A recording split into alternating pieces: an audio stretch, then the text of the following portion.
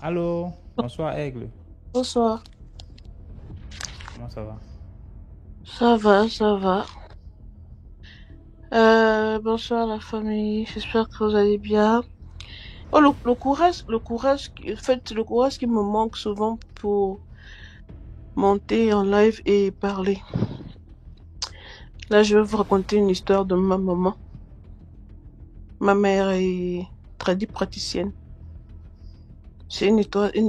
une histoire triste, mais bon. Euh, Elle, c'est un don. Elle est née avec. Elle travaillait avec l'esprit de son grand-père, c'est-à-dire le papa de ma grand-mère en fait. Donc, elle avait beaucoup, pas elle a, puisqu'elle a continué. Elle a beaucoup de gens qu'elle reçoit à la maison. Chacun amène un problème et à chaque fois, le problème, elle réussit à le décanter. Toujours, il y a des femmes qui viennent à la maison. Bon, quand j'étais au Gabon, parce qu'en ce moment, je vis maintenant en France, elle est restée. C'est quelque chose qu'elle fait depuis son jeune âge en fait. Elle a d'abord refusé. Puis au finish, elle est tombée malade.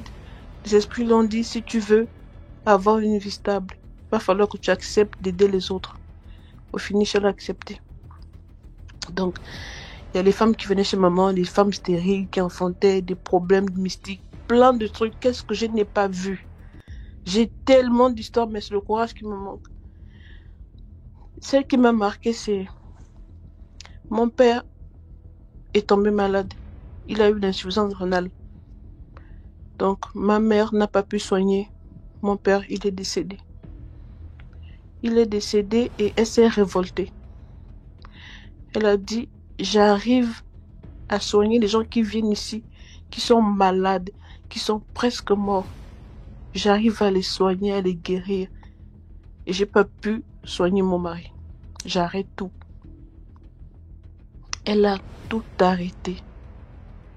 Et il y a une copine, toujours les copines. Il y a une copine à elle qui l'a mis dans une église dont je vais taire le nom parce que je vois qu'il y a des Gabonais dans le live. Si je dis, ils vont reconnaître. C'est pas le but en fait. Donc, la copine en question amène ma mère dans l'église. Ma mère commence à prier là-bas.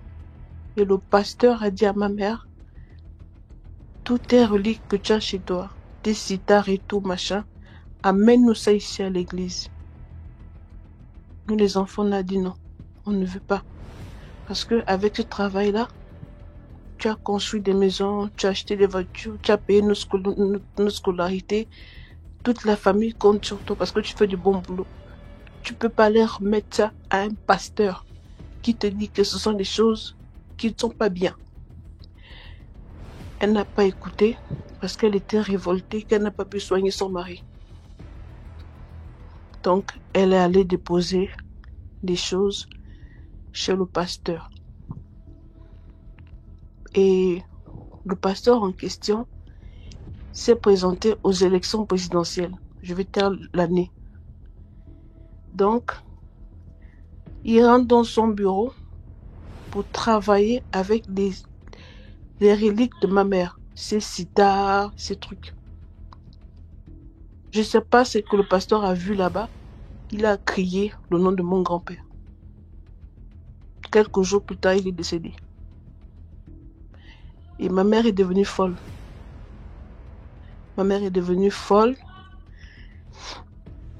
Après, on a dit, bon, on a amené ma mère chez des praticiens, chez 4 de ses collègues, et tous avaient le même mot.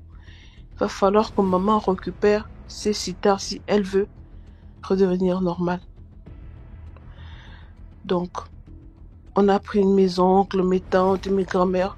Nous sommes allés voir les parents du pasteur pour récupérer les choses que le pasteur a pris à ma mère. Du coup, on a ramené à la maison. On a soigné ma mère. Aujourd'hui, elle va bien.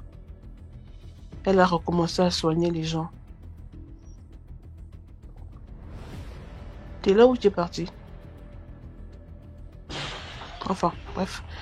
Donc, elle a recommencé à soigner les gens tranquille. Elle a retrouvé sa vie. Je ne veux pas, on va dire quoi, tirer une conclusion, mais juste vous dire que nos pasteurs, là, parfois, ils ne sont pas ce qu'ils disent qu'ils sont. Pour moi, c'est ça. Je ne veux pas juger quelqu'un. T'étais là ou bien tu m'as pas entendu? Non, j'ai entendu, t'inquiète pas. Ok. Donc, elle a tout récupéré chez le pasteur.